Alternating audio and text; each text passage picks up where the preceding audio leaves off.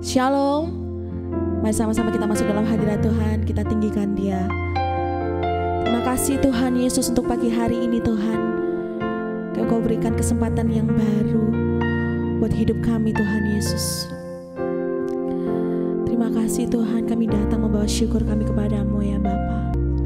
Ku datang dengan syukurku, membawa kerinduanku Yesus. Ingin ku menyenangkanmu,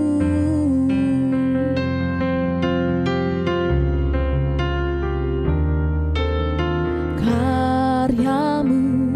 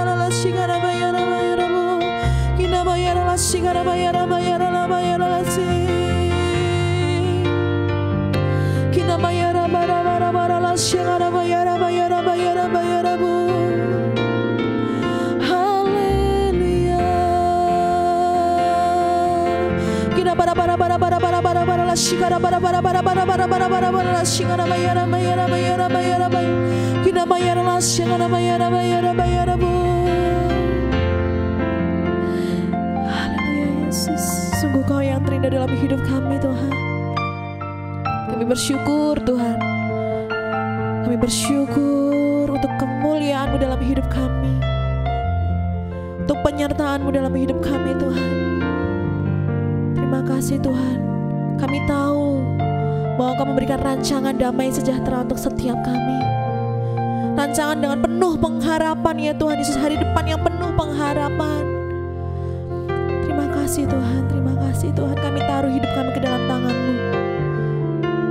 Kemanapun kami pergi Tuhan, kami yakin dan percaya bahwa Engkau menyertai setiap langkah hidup kami.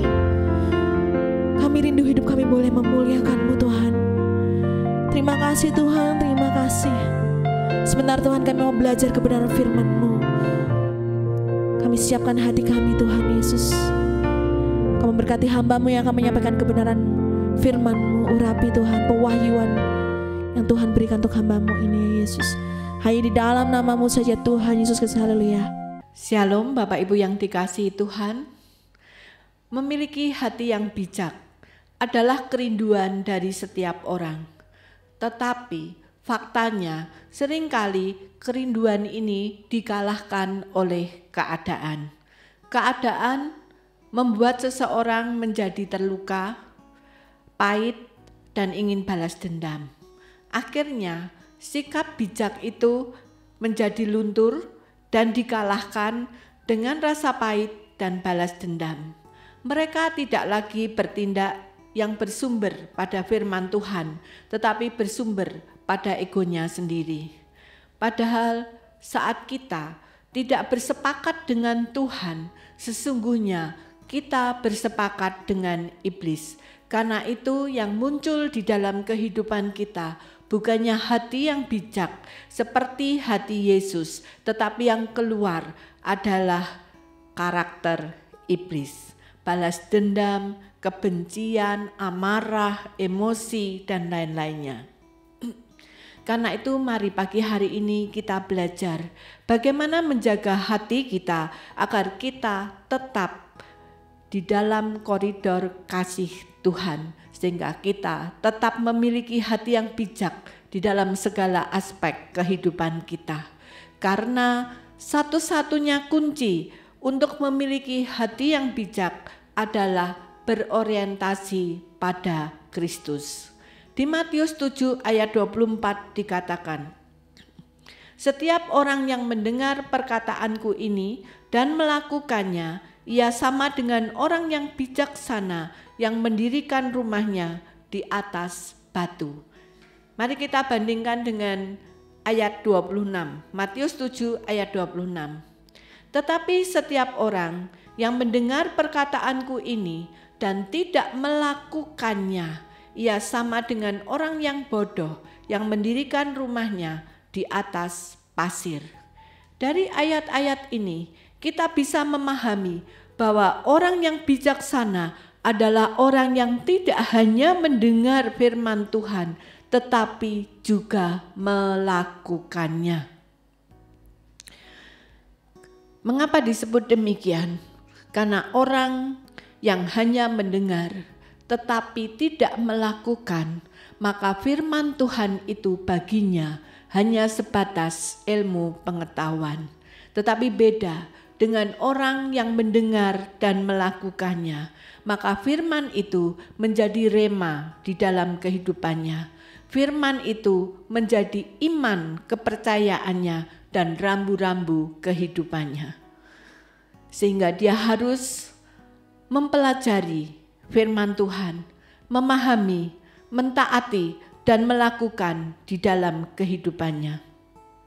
Bapak Ibu yang dikasihi Tuhan, seperti saat kita mengemudikan kendaraan di jalan, maka kalau kita ingin sampai ke tempat tujuan dengan selamat, maka kita harus mentaati rambu-rambu lalu lintas yang ada.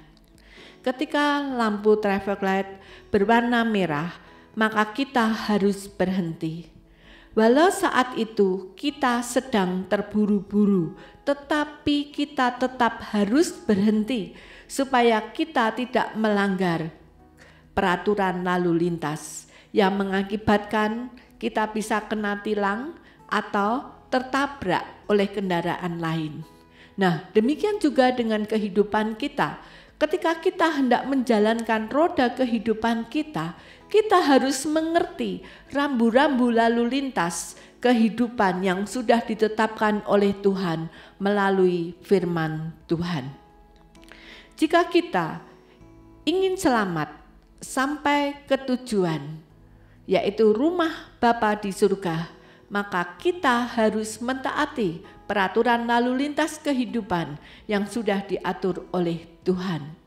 Seperti Abraham, di dalam Kejadian 26 ayat 5 dikatakan, "Karena Abraham telah mendengar firman-Ku dan memelihara kewajibannya kepadaku, yaitu segala perintah, ketetapan, dan hukum-Ku." Karena itu Abraham hidupnya diberkati oleh Tuhan dan disebut sebagai bapa orang beriman. Dia disebut sebagai bapa orang beriman karena kepercayaan Abraham kepada Tuhan itu mutlak. Bagaimana dengan kita? Adakah kita juga mendengar dan memelihara kewajiban kita kepada Tuhan? Jika Tuhan menghendaki kita memiliki Sabat di dalam kehidupan kita, adakah kita melakukannya? Ada dua faktor utama yang menyebabkan manusia tenggelam dalam kesibukan sampai dia tidak punya waktu pribadi dengan Tuhan. Yang pertama adalah kekhawatiran, dan yang kedua adalah tuntutan produktivitas. Kedua faktor ini menyebabkan manusia hidup larut dalam kesibukan sehingga tidak ada istirahat atau sabat dalam hidupnya.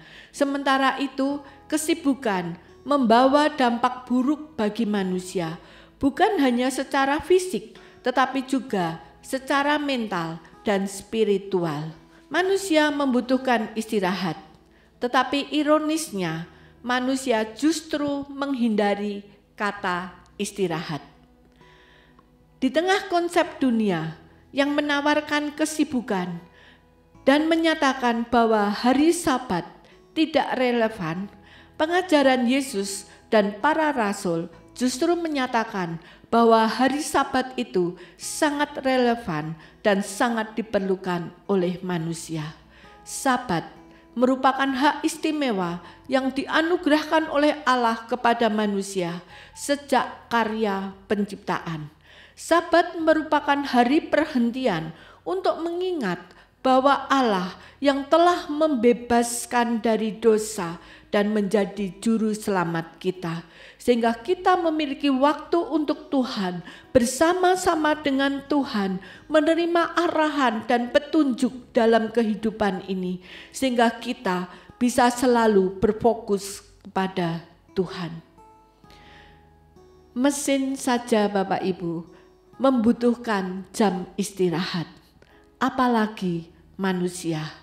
Oleh karena itu, ada saatnya manusia itu harus berhenti dari rutinitas kehidupan supaya dia bisa minum air kehidupan sehingga roh, jiwa, dan tubuhnya kembali disegarkan. Sebab kelelahan fisik dan mental bisa mengakibatkan orang sakit, emosi, dan mengambil keputusan yang salah.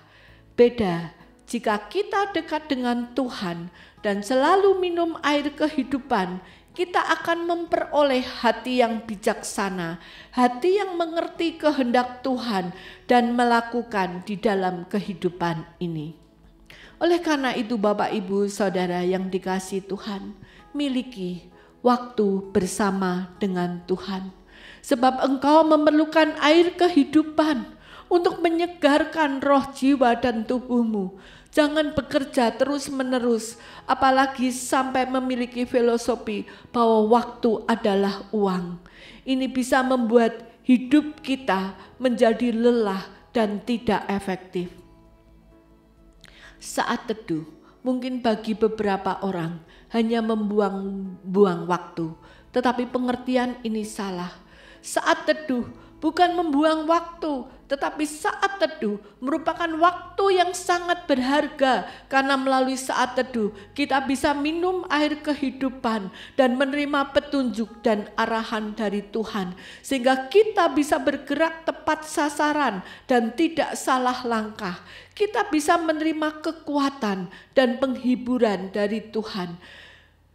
Sebab saat ini saya upamakan, karena manusia ini terbatas, maka saya upamakan sebagai orang buta. Nah, ketika orang buta ini diperhadapkan pada seekor gajah di hadapannya, maka setiap orang akan memiliki gambaran yang berbeda. Yang seseorang ketika memegang bagian perutnya, dia berkata, "Oh, gajah ini besar," ya. Kemudian orang buta yang satu kebetulan memegang kaki daripada gajah ini, sehingga dia berkata, "Oh, gajah ini kecil dan panjang." Sementara orang yang ketiga, dia meraba gajah itu pada saat gajah itu dalam posisi tiarap, sehingga dia berkata, "Oh, gajah ini binatang yang tidak mempunyai kaki." Dan mereka masing-masing bersikukuh pada pendapatnya masing-masing, sehingga pertengkaran pun terjadi. Tetapi orang buta yang keempat berkata, "Sebentar, bukankah gajah ini memiliki seorang pawang? Mari kita bertanya kepadanya, pasti dia bisa memberikan gambaran yang jelas seperti apakah gajah itu." Dan kemudian setelah mendengarkan apa yang dikatakan oleh pawang gajah itu, kemudian orang keempat ini bisa mendefinisikan gajah dengan tepat. Nah, demikian juga dengan kehidupan kita, saudara. Seringkali kita melihat masalah yang ada di hadapan kita hanya dari satu sisi. Kita tidak bisa melihat masalah itu secara utuh. Tetapi bukankah kita juga memiliki pawang kehidupan, yaitu Yesus Kristus? Dialah penjaga kehidupan kita, dialah penolong kehidupan kita. Dan ketika kita bertanya kepada Yesus Kristus, sang pawang kehidupan, untuk memberitahukan kepada kita masalah yang sedang kita hadapi, maka Tuhan bisa memberikan penjelasan dengan detail. Dan dari penjelasan Tuhan, maka kita bisa mendefinisikan masalah yang sedang kita hadapi. Dan dengan hikmat dari Tuhan, pertolongan dari Tuhan, kekuatan dari Tuhan, maka Tuhan memampukan kita memiliki penerobos, melangkah di dalam kebenaran, sehingga kita bisa keluar sebagai pemenang. Bapak Ibu yang dikasihi Tuhan, mari Bapak Ibu pagi hari ini saya ajak Bapak Ibu, milikilah hati yang bijak dengan bersandar kepada Tuhan, dengan selalu dekat dengan Tuhan, memiliki waktu teduh dengan Tuhan. Karena ketika engkau bersama dengan Tuhan, disitulah engkau bisa minum air kehidupan yang akan menyegarkan tubuhmu, sehingga sekalipun masalah sedang menghadang, sekalipun badai topan sedang menerpa, tetapi bersama Kristus kita akan dimampukan meneduhkan badai itu, dan kita boleh lolos keluar sebagai pemenang. Mari pagi hari ini kita bersama-sama berdoa kepada Tuhan. Kita mau hampiri hadirat-Nya yang kudus. Bapa di surga, pagi hari ini Engkau melihat setiap anak-anak-Mu yang datang kepadamu Tuhan. Mungkin hari ini sedang ada yang menjerit, membutuhkan pertolongan-Mu. Mungkin hari ini ada yang merasa letih lesu, membutuhkan kekuatan daripada Tuhan. Mari Tuhan, berikan air kehidupan-Mu kepada setiap kami, agar kami memperoleh kekuatan kembali. Kami boleh disegarkan roh, jiwa, dan tubuh kami, dan kami boleh bangkit di dalam kehidupan ini. Bukankah ada Kristus bersama dengan kami? Ampuni segala kepatah semangatan kami. Ampuni Tuhan kejenuhan kami di dalam menghadapi kehidupan ini. Tetapi pagi hari ini kami mohon hikmat daripada-Mu Tuhan untuk menyelesaikan setiap permasalahan yang ada, yang sedang kami hadapi. Dan juga di dalam kami membagi waktu Tuhan, agar kami beroleh hati yang bijaksana. Kami memiliki waktu jam-jam saat teduh bersama-Mu, sehingga kami selalu memiliki hubungan intim dengan-Mu. Sekalipun kami ada di tengah-tengah kesesakan, tapi kami percaya ketika kami mendahulukan Engkau di dalam kehidupan kami, maka Engkau akan menyertai kami, Engkau akan memberkati kami, seperti Engkau menyertai dan memberkati Abraham. Terima kasih Bapa, di dalam nama Tuhan Yesus kami berdoa dan mengucap syukur. Haleluya, amin.